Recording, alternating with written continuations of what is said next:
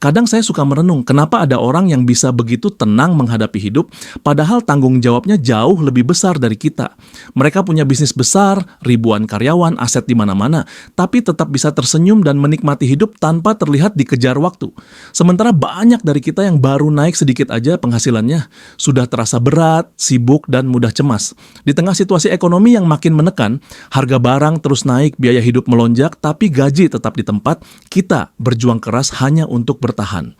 Kita belajar cari penghasilan tambahan, ikut kelas investasi, buka usaha kecil-kecilan, tapi tetap saja uang terasa seperti pasir di tangan. Sebentar ada lalu hilang begitu cepat. Dan di sela semua upaya itu muncul pertanyaan yang jarang kita jawab dengan jujur. Apa bedanya orang yang sekadar kaya dengan mereka yang benar-benar berlimpah? Kalau dipikir-pikir, para jutawan, miliarder, bahkan konglomerat pun hidup di dunia yang sama dengan kita. Mereka juga bayar listrik, bayar pajak, makan nasi, dan punya waktu yang sama, 24 jam sehari. Tapi entah kenapa, hasil hidup mereka jauh berbeda. Bukan cuma soal harta, tapi soal cara mereka melihat dunia, terutama tentang uang. Bagi sebagian orang, uang adalah tujuan akhir, simbol bahwa mereka berhasil, bahwa kerja keras mereka terbayar. Tapi bagi yang lain, uang hanyalah kendaraan. Sesuatu yang membawa mereka menuju kebebasan, bukan yang mengikat mereka. Mungkin disitulah letak perbedaannya. Bukan pada seberapa banyak uang yang mereka punya, tapi pada cara mereka berpikir dan memberi makna pada uang itu sendiri. Karena pada akhirnya, uang tidak hanya berbicara tentang kemampuan kita mencari, tapi juga tentang sejauh mana kita memahami peran uang dalam hidup kita. Dan mungkin sebelum kita mengejar lebih banyak penghasilan, ada baiknya kita berhenti sejenak dan bertanya pada diri sendiri. Selama ini aku melihat uang sebagai apa?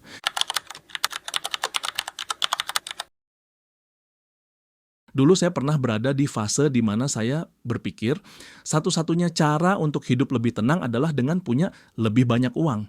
Setiap kali melihat orang yang lebih sukses, saya langsung merasa tertinggal. Saya kerja keras, lembur, ambil proyek tambahan, tapi anehnya bukannya makin lega, justru makin lelah.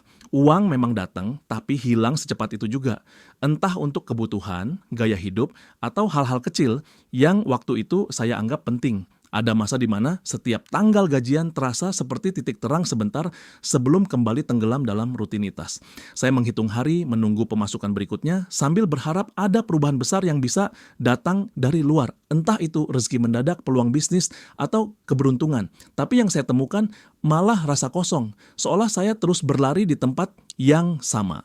Suatu hari, saya ingat betul, saya duduk di depan meja kerja sambil melihat tumpukan tagihan. Di situ saya sadar bukan uang yang jadi masalah utama, tapi cara saya memperlakukan uang. Saya memperlakukannya seperti tamu yang datang dan pergi, bukan seperti teman yang harus dipahami dan diajak kerjasama. Saya kejar dia dengan cemas tapi nggak pernah duduk dan bertanya, sebenarnya kenapa kamu selalu cepat pergi? Kesadaran itu datang pelan-pelan. Saya mulai mengamati kebiasaan sendiri. Bagaimana setiap kali saya stres, saya membeli sesuatu untuk merasa lebih baik. Bagaimana saya menunda menabung karena merasa nominalnya kecil dan belum waktunya. Bagaimana saya selalu berpikir, nanti kalau penghasilan naik, baru bisa mulai beresin keuangan.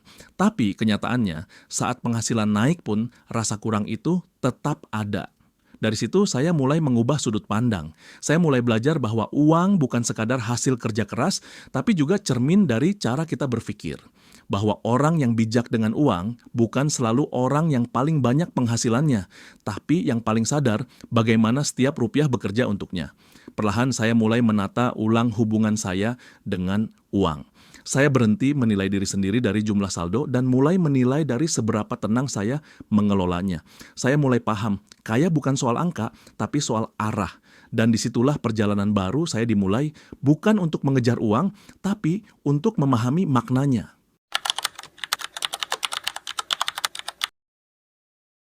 Setelah melewati masa-masa itu, saya akhirnya mulai paham bahwa perbedaan antara jutawan, miliarder, dan konglomerat bukan cuma di angka nol di rekening mereka, tapi di cara berpikir mereka terhadap uang.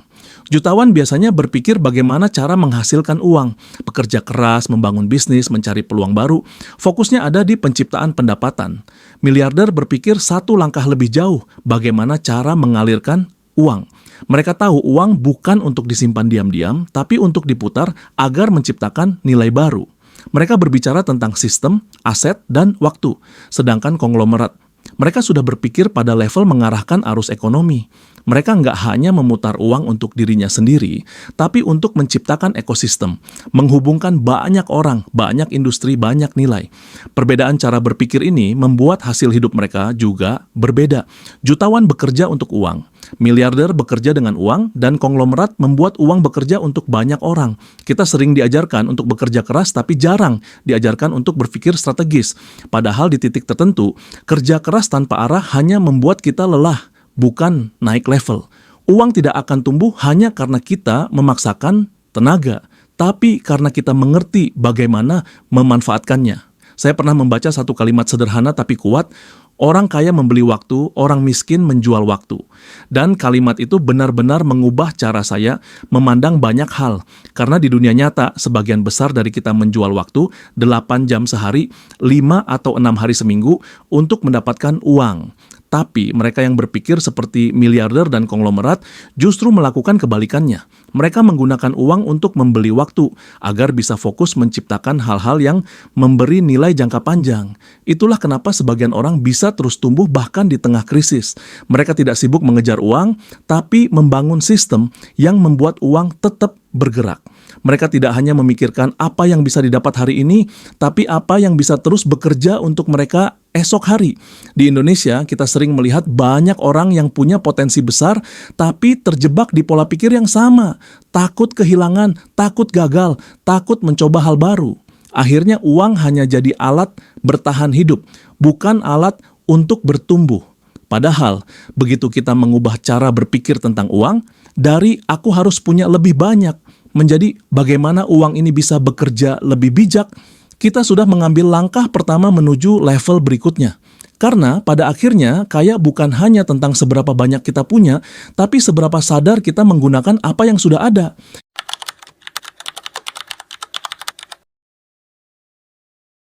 Saya punya 3 kisah yang selalu saya ingat setiap kali berbicara tentang perbedaan cara berpikir soal uang. Yang pertama, Dimas, seorang karyawan berusia 30-an yang bekerja di perusahaan logistik. Gajinya cukup, bahkan di atas rata-rata.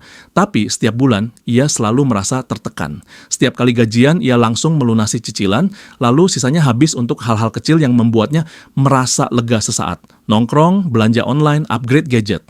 Saat saya tanya kenapa belum mulai investasi, jawabannya sederhana. Masih kecil belum seberapa. Tapi justru karena terus merasa belum cukup, uangnya tak pernah benar-benar tumbuh. Ia hidup dari satu tanggal gajian ke tanggal gajian berikutnya, seperti mengulang pola yang sama setiap bulan. Lalu ada Rika, seorang freelancer desain grafis. Pendapatannya tidak tetap, kadang tinggi, kadang hampir nol. Tapi dia punya satu kebiasaan yang membuatnya berbeda. Setiap kali dapat proyek besar, ia selalu memisahkan sebagian untuk ditanam lagi. Bukan sekadar ditabung, tapi disiapkan untuk membuat penghasilan berikutnya. Ia belajar sedikit demi sedikit tentang reksadana, bisnis digital, dan akhirnya punya aliran pendapatan yang stabil. Sekarang bahkan ketika tidak banyak proyek datang, dia masih bisa hidup tenang karena uangnya bekerja untuknya. Dan yang terakhir Pak Surya, ia dulunya pengusaha percetakan yang hampir bangkrut waktu pandemi. Tapi alih-alih menyerah, dia melihat peluang baru. Ia gunakan sisa asetnya untuk berinvestasi di bisnis kemasan makanan lokal, lalu mengajak beberapa temannya bergabung. Kini bisnis itu tumbuh, menyerap tenaga kerja, dan bahkan memunculkan usaha baru di sekitarnya. Ia tidak sekadar mencari keuntungan pribadi, tapi membangun sistem ekonomi kecil yang hidup. Dari dia saya belajar, konglomerat sejati bukan hanya soal jumlah aset, tapi sejauh mana ia bisa menciptakan manfaat dari uang yang ia kelola. 3 orang, 3 jalan hidup yang berbeda.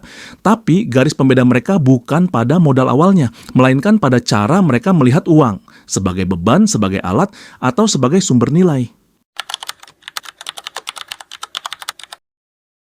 Sekarang, coba kamu berhenti sejenak. Bayangkan dirimu sendiri di posisi 3 orang tadi. Kalau kamu jadi Dimas, apa yang akan kamu ubah? Kalau kamu jadi Rika, apa langkah kecil yang bisa kamu mulai sekarang? Dan kalau kamu punya peluang seperti Pak Surya, apakah kamu siap menggunakannya bukan hanya untuk dirimu sendiri, tapi juga untuk orang lain? Kita sering berpikir bahwa untuk naik level secara finansial, kita butuh keberuntungan besar. Padahal seringkali yang kita butuh cuma keberanian untuk mengubah pola pikir. Karena uang akan selalu datang dan pergi, tapi cara kita memperlakukannya itu yang menentukan arah hidup kita. Mungkin sudah saatnya kita berhenti bertanya, bagaimana caranya jadi kaya? Dan mulai bertanya, bagaimana caranya agar uang bekerja dengan bijak untukku, tanpa membuatku kehilangan kedamaian? Karena sejatinya, kekayaan yang paling tenang bukan di rekening bank, tapi di pikiran yang tidak lagi diperbudak oleh angka.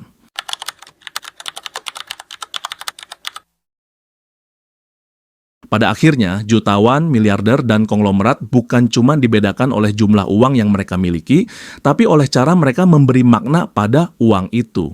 Jutawan mencari uang untuk kebebasan pribadi. Miliarder membangun sistem agar uang terus mengalir. Konglomerat menciptakan nilai agar orang lain pun bisa tumbuh bersama mereka. Dan kita, entah berada di tahap mana sekarang, selalu bisa belajar dari pola pikir itu. Karena kekayaan sejati tidak dimulai dari angka besar, tapi dari kesadaran kecil, bahwa uang adalah alat, bukan tujuan. Kalau kita bisa menempatkan uang di posisi yang tepat, kita nggak hanya bisa hidup lebih tenang, tapi juga lebih bermakna. Karena pada akhirnya, bukan seberapa banyak yang kita punya, tapi seberapa bijak kita menjaganya, itulah yang menentukan kualitas hidup kita. Kalau kamu merasa video ini menyentuh kamu, tekan like, bagikan ke temanmu, dan tulis pengalamanmu di kolom komentar. Siapa tahu cerita kamu bisa jadi inspirasi untuk orang lain yang juga sedang belajar memahami makna uang.